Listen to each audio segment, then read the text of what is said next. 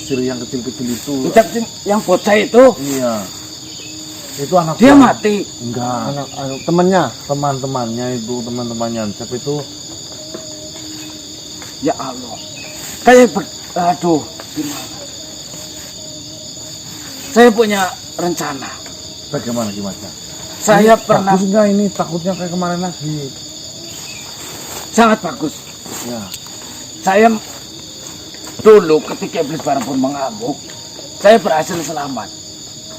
Dan saya melihat sepintas memang dari kejauhan. Saya melihat seseorang makhluk seperti saya, makhluk gaib. Dia yang merantai badan dari iblis Barnabas. Mungkin saja dia masih hidup. Kalau memang tidak ada perubahan dari wujudnya, saya bisa mencarinya. Mungkin dia adalah kuncinya. Apa Dimas tahu keberadaan makhluk itu? Itu dia. Sudah sekian lama semenjak iblis Barnabas dirantai, keberadaannya pun tidak ada yang mengetahui. Sekaligus yang membelenggu tidak ada yang mengetahuinya. Tolong. Tetapi kalau memang tidak ada perubahan pada tubuhnya, saya masih mengingatnya betul. Karena kejadian itu sangat sulit dilupakan. Assalamualaikum warahmatullahi wabarakatuh. Waalaikumsalam. Bagaimana Bilo? Alhamdulillah, saya dalam kondisi baik-baik saja. Bagaimana kondisi Kisah? Saya memang baik-baik saja. Tetapi mungkin cepat atau lambat Pulau Jawa akan hilang. Tumbuh-tumbuhannya akan hangus semuanya. Kau tak pantas berbicara seperti itu, Kisana. Tentunya Bilo tahu bagaimana keganasan dari iblis Barnabas. Dulu ketika mengamuk, bukit hampir hilang karena kipasan tangannya. Saya mengetahui betul bagaimana kekejaman dari iblis Barnabas itu. Akan tetapi di sini kita yang masih diberi hidup pada waktu itu, kita sebisa mungkin menjaga agar iblis Barnabas itu tidak kembali merusak dunia ini di sana. Seperti ini. Dulu ketika iblis Barnabas itu mengamuk, apakah Bilo pernah melihat siapa orang yang membelenggu dari iblis Barnabas? Disitulah yang menjadi permasalahannya di sana. Setelah iblis Barnabas itu berhasil dirantai ataupun dibelenggu oleh makhluk itu, pada saat itu juga makhluk itu pun kehabisan tenaga dan energi, dan makhluk itu pun mati di tempat di sana. Ya Allah. Padahal saya rasa itu kunci satu-satunya untuk membelenggu iblis Barnabas. Dia hanya menitipkan pesan pada para sahabat-sahabatnya yang ikut membantu untuk membelenggu iblis itu.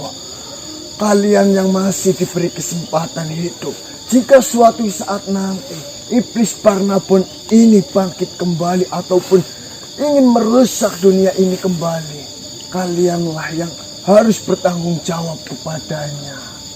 Jadi yang perlu kita cari adalah para sahabat-sahabat makhluk yang pernah mengunci ataupun membelenggu iblis Barnabas itu.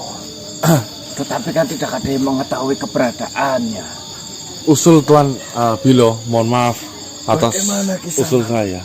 Saya dengar iblis Barnabas kan terbelenggu oleh salah satu makhluk. Benar sekali. Sedangkan berita yang selama ini saya dengar atau cerita dari nenek Sebring mengatakan bagaimana brutalnya iblis Barnabas ketika otaknya dikuasai oleh parasit Idriska. Seperti itu yang saya dengar. Memang benar di sana. Iblis Barnabas sudahlah sangat kejam. Apalagi di sini, iblis Barnabas itu ditanamkan sebuah parasit yang bisa membuat iblis Barnabas itu semakin kejam di sana. Sebentar. Sebenarnya parasit itu berguna untuk melepaskan belenggunya saja atau memperkuat iblis Barnabas? Memperkuat sehingga lepas dari belenggunya. Mati, Benar sekali, mati. Kisana. Itulah yang menjadi permasalahannya. Maka dari itu, sebisa mungkin agar parasit itu tidak dimasukkan atau tidak ditanamkan ke dalam iblis Barnabas. Iblis Barnabas mungkin kabarnya sampai detik ini bisa saja sudah ditanamkan 4 sampai 7 parasit dari Idriska itu, Kisana. Aduh. Lalu efeknya apa yang terjadi? Salah satu ikatan yang mengikat iblis Barnabas sudah mulai terputus. Itulah kabar yang terakhir yang kami dapatkan. Dan mengenai parasit yang saya miliki ini atau yang saya pegang ini, jujur saja saya belum bisa memutuskan langkah apa yang harus kita lakukan saat ini. Yang ada kita hanya bisa mendiskusikan permasalahan ini dengan para sahabat yang lain dan mencari cara bagaimana caranya untuk menghentikan amukan dari iblis Barnabas itu. Tapi kau tahu atau tidak? Itulah tugas kita, Kisana. Bukan tentang itu. Kau tahu atau tidak? Parasit yang engkau pegang mengakibatkan banyak yang mati. Bukankah seperti itu kau yang ucapkan? Ya, saya lapor ini. Tuan Bilo. Seperti ini. Tadi Cep. ya, ucap dia tidak mau mendekat, katanya malu. Ya sudah, kau di situ saja. Tuyul Mesir yang kita gunakan di kala itu yang untuk mencuri dari parasit yang bernama Andre itu meninggal dunia karena terpana. Dan yang selisih 1 malamnya ketika saya terbujur kaki di rumah, rombongan tuyul Mesir yang berada di tempatnya si Encat ini itu diserang secara tiba-tiba dan mengakibatkan semuanya mati. Innalillahi wa inna ilaihi raji'un.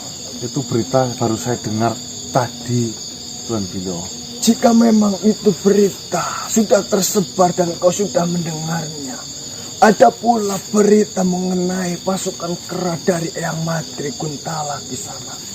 Bagaimana? Pasukan dari Eyang Madri Kuntala pun diikuti oleh pasukan dari peneliti itu ke sana. Ya, Karena Tuan.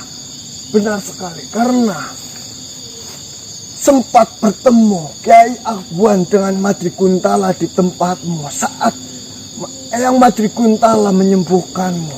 Benar. Segala itu memang datang ke rumah.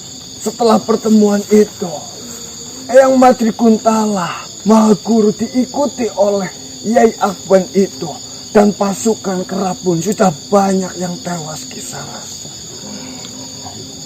Memang tidak semuanya pasukan kera itu tewas, akan tetapi banyak juga. Saya mau ngobrol sama Cep terlebih dahulu. Banyak juga pasukan yang sudah tewas. Dan yang sangat tidak masuk akalnya adalah makhluk-makhluk yang menyerang itu adalah makhluk-makhluk yang sangat aneh di sana. Makhluk itu bisa dikatakan tidak sewajarnya makhluk. Misalkan dia memiliki tubuh seperti ular, akan tetapi dia memiliki kepala kuda dan memiliki kekuatan yang sangat luar biasa dan juga tidak bisa diprediksi di sana. Nah, itu yang saya pernah lihat di rumahnya Yai Akwan, Tuan Bilo, di mana banyak sekali makhluk-makhluk yang sudah dipersilangkan oleh Yai Akwan. Intinya ada yang berbadan burung, kepalanya ayam, dan bertenaga seperti kuda.